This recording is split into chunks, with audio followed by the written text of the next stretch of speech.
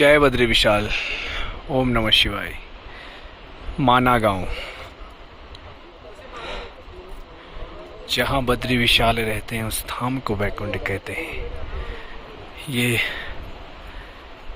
माना गांव का दृश्य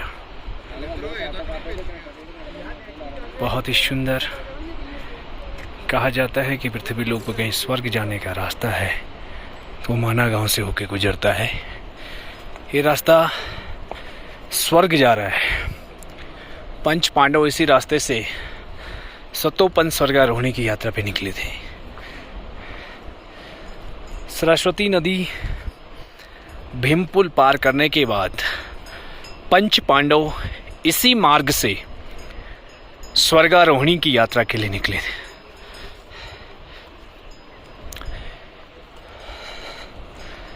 इस सृष्टि के अंदर सबसे दिव्य और पवित्र स्थान कहीं है तो कहा जाता है वो बद्रिका आश्रम है, जहाँ पे भगवान वेदव्यास और गणेश जी के द्वारा वेदों और पुराणों की रचना की गई। ये वही दिव्य स्थान है। इस मार्ग पे कठिनाई ही कठिनाइयाँ हैं। पंच पांडवों में से युधिष्ठिर ही स्वर्ग जा पहुंचते हैं, ऐसा कहा जाता है।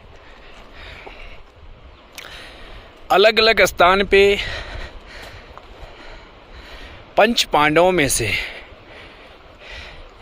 एक एक अपना शरीर छोड़ते जाते हैं इसी मार्ग के ऊपर। सर्वप्रथम कहते हैं कि द्रौपदी अपना शरीर छोड़ देती है। सामने मंदिर आप देख रहे हैं, ये त्रिपुरा बाल सुंदरी का मंदिर है, द्रौपदी माता जी का। यहीं पे द्रौपदी सर्वप्रथम शांत हो गई थी। उसके बाद इस मार्ग पे जैसे जैसे आगे जाते हैं सहदेव, नकुल, अर्जुन, भीम शांत होते जाते हैं। चारों तरफ का जो दृश्य है वो बड़ा ही अद्भुत है, अलौकिक है। जीवन के अंदर एक सुखद अनुभव प्राप्त करने के जैसा है। माना गांव की यात्रा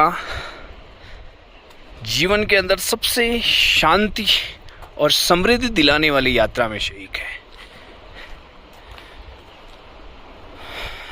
भगवान नारायण की इस भूमि में इंसान तो क्या, स्वयं देवी देवता भी जप और तप करने के बाद आने की अभिलाषा करते हैं। ये मार्ग सतोपन स्वर्गारोहणी और वसुधारा के लिए जाता है। इस मार्ग को पहले से बहुत ही अच्छे ढंग से चौड़ा किया गया है। तकरीबन 6 किलोमीटर तक ये रास्ता बहुत ही अच्छा है, सीधा है।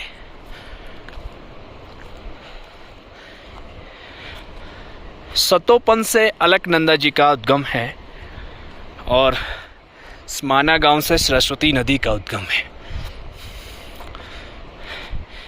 ये जो पूरी घाटी आपको दिख रही है ये स्वर्ग जाने की घाटी है।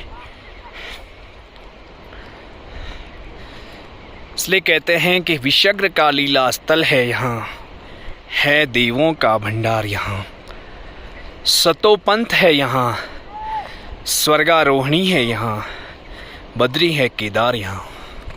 इस भूमि को साक्षात वेदों में स्वर्ग से भी बढ़कर बताया गया है। इसके लिए जीवन में एक बार जरूर इस मार्ग पे आना चाहिए। ये मार्ग जीवन में शांति और सुखद अनुभूति प्राप्त करवाता है। ओम नमः शिवाय। जय बद्री विशाल।